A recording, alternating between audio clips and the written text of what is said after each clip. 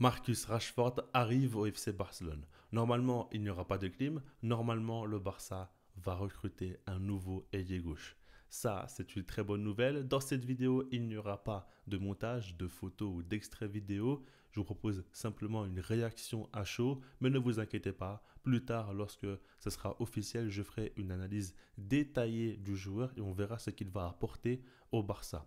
Dans un premier temps, on va faire un petit tour des informations et ensuite on va commencer à parler du joueur. Déjà, ce qu'il faut savoir, c'est que Fabrizio Romano a annoncé le Here We Go. Là, c'est dit, il y a un accord entre les trois parties, le club, donc le Barça, United et Marcus Rashford. On parle ici d'un prêt avec une option d'achat. Maintenant, ce n'est pas encore bien précisé. On ne sait pas exactement quel est le deal. Et j'attends de voir si c'est une option d'achat obligatoire ou non. Là, ça sera très important d'observer cela parce que ça changera tout.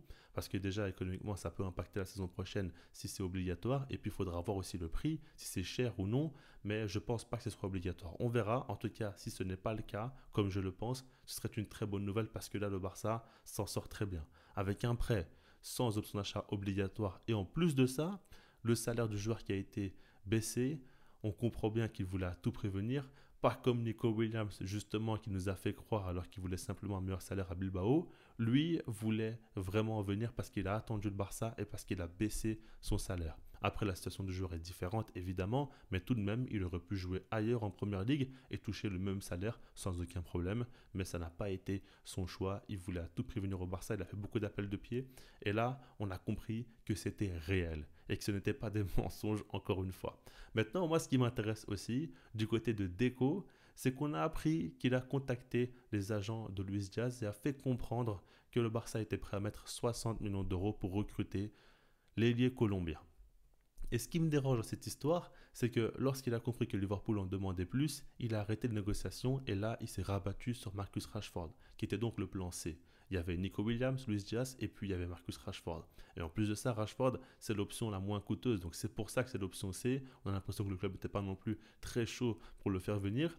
Et moi, ce qui me pose problème, c'est pas que Rashford soit l'option C, parce que moi aussi, hein, de base, je préfère Nico Williams, je préfère Luis Diaz, c'est des joueurs pour moi plus talentueux, plus performants et plus réguliers que Rashford. Ok, mais ce qu'il faut préciser ici, c'est que Deco est censé connaître la situation économique du club. Nous, on ne travaille pas au Barça, on ne voit pas les comptes du club, on ne comprend pas tout ce qui se passe. Mais lui est au courant de tout cela et pourtant il fait perdre énormément de temps. Au final, Rashford aurait pu déjà commencer à s'entraîner avec le groupe. C'est important, il a une situation compliquée où il ne s'entraîne plus avec United, il s'entraîne seul. Je vois des images de lui où il fait de la boxe carrément, où il fait beaucoup de musculation mais il joue très peu au foot.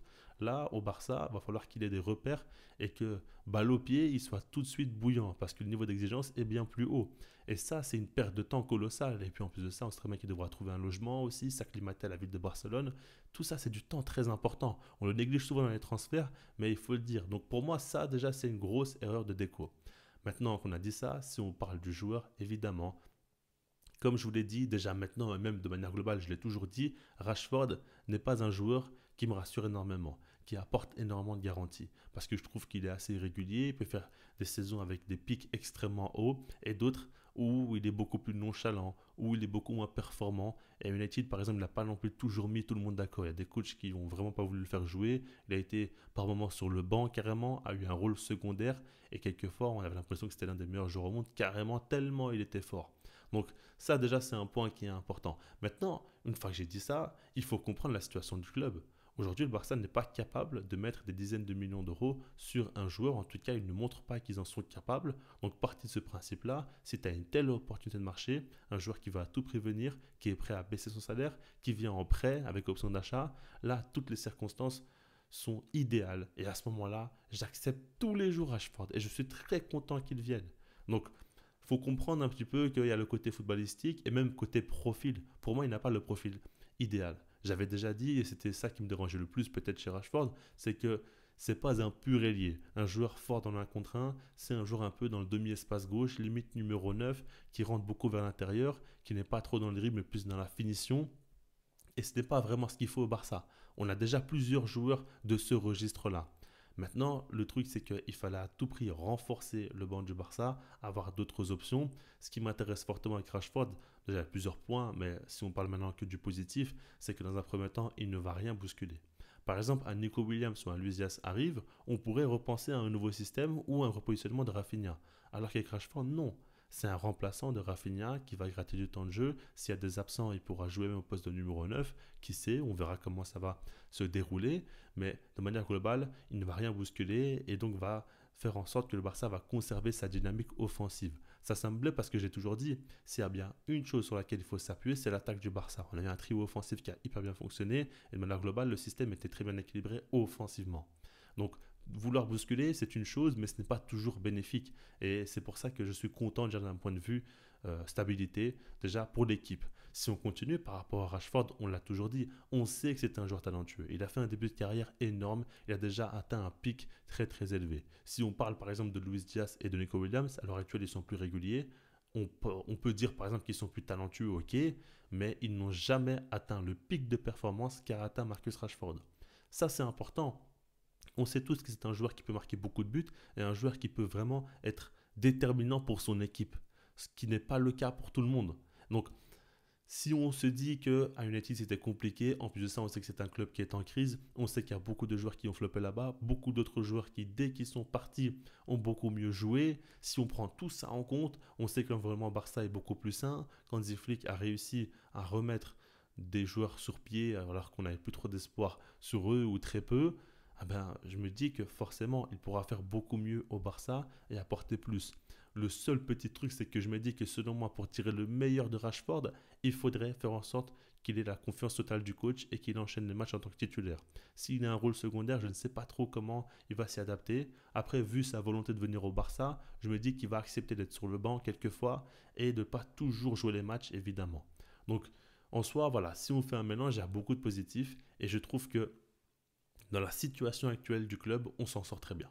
Là, on a un joueur de haut niveau qui arrive en plus, un joueur qui pourra faire souffler Rafinha sans problème, même jouer au poste de numéro 9 si nécessaire. Ça fait 2 postes offensifs et c'est déjà une très bonne nouvelle. Quand tu sais que tu as Ferran Torres qui a apporté beaucoup de satisfaction aussi, bah, au final, tu as Lewandowski, on ne sait pas toujours s'il va être titulaire, mais tu as quand même Dani Olmo, tu as Ferran Torres, tu as Rashford comme option différente pour le trio offensif, j'ai dit bien. Donc, au final, ça reste tout de même très intéressant.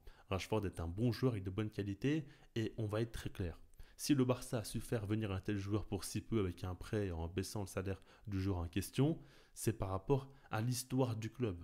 C'est tout simplement ça, ça fait rêver aussi. Et par exemple, Rashford avait dit publiquement qu'il voulait jouer avec la Yamal parce que c'est un des meilleurs joueurs au monde. Bah oui, ça aussi, ça impacte beaucoup les joueurs qui veulent venir. Jouer avec la Yamal à l'heure actuelle, c'est peut-être ce qui fait rêver le plus les joueurs. Donc c'est très important. Tout ça fait que le Barça a des arguments que les autres clubs n'ont pas. Pour terminer, si on a parlé de Rashford, il y a une info qui est sortie qui est assez folle. Si elle se confirme, c'est sûr que j'en ferai une vidéo parce que c'est complètement dingue. C'est que le Barça a contacté donc les agents de Rodrigo en cas de possible arrivée. Imaginez quand même la folie si jamais il arrive. Moi, je vous dis la vérité, hein. Rodrigo est un joueur du Real Madrid. Si c'est possible de le faire venir au Barça, je dis oui tous les jours. Il faut un joueur sur l'aile gauche pour l'après Rafinha, même de manière générale. Il peut jouer aussi à d'autres positions. Je trouve que ça peut être très très fort. Mais voilà, là je dis ça comme ça à chaud, j'ai pas encore analysé de la situation ou quoi, mais ce serait fou. Après, évidemment que j'y crois pas parce que le joueur vaut plus de 100 millions d'euros et puis le Real Madrid va pas lâcher comme ça un joueur au Barça. Il faudra analyser par rapport à son contrat, il se termine quand, etc. Mais cette info-là, elle est complètement dingue. Et des fois, je me dis, il y a des infos qui sortent, mais je sais pas d'où elles sortent et comment ils pensent à cela. Après, peut-être que c'est vrai, hein, mais j'ai du mal à y croire. En plus, c'est un journaliste que je n'ai jamais vu, je sais pas du tout s'il est fiable, donc je n'y crois pas trop. Mais en tout cas, le Barça nous amène enfin du positif. Rashford devrait arriver au club, un nouvel offensif. J'espère que ça va continuer et qu'il y aura d'autres joueurs aussi qui vont arriver, notamment en défense, au niveau des latéraux. Pourquoi pas? Ce serait très bien. Et puis au final, si on prend du recul et si on est moins dans l'émotion.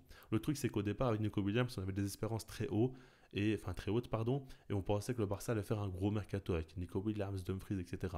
Mais si on relativise, on peut se dire que si tu as Marcus Rashford plus Joan Garcia et allez, tu recrutes un latéral, c'est déjà pas mal. Ça fait pas rêver et les autres gros clubs européens se sont beaucoup plus renforcés évidemment, mais globalement tu as tout de même réussi à piocher de bons joueurs et à faire augmenter la qualité de l'effectif. Donc, partie de ce postulat, je me dis que c'est positif si on peut espérer qu'il y ait un ou deux, voire trois joueurs de la Masia qui monte en équipe première et qui montre aussi de belles choses, bah oui, au final, ça reste positif, même si, selon moi, avec la saison d'Hansi Flick, il mérite un bien meilleur effectif et qu'on soit vraiment en place à tous les postes. On va prier pour que Rooney Bardier aussi soit un bon backup pour la Yamal. On va espérer que Rashford va bel et bien arriver, qu'il y aurait un ou deux latérales et c'est bon. On va à la guerre et là, on va tout droit vers la Ligue des Champions. Il faudra la chercher. Ça va être difficile, très très difficile, avec la concurrence qui est très féroce. Mais le Barça peut le faire évidemment parce qu'on a une équipe aussi qui est magnifique et des titulaires de niveau élite. Dites-moi vous ce que vous en pensez par rapport à Rashford. Est-ce que vous êtes content ou non? Est-ce que vous voulez une grosse vidéo analyse sur le joueur ou non? Likez la vidéo, abonnez-vous et puis sinon moi je vous dis peace.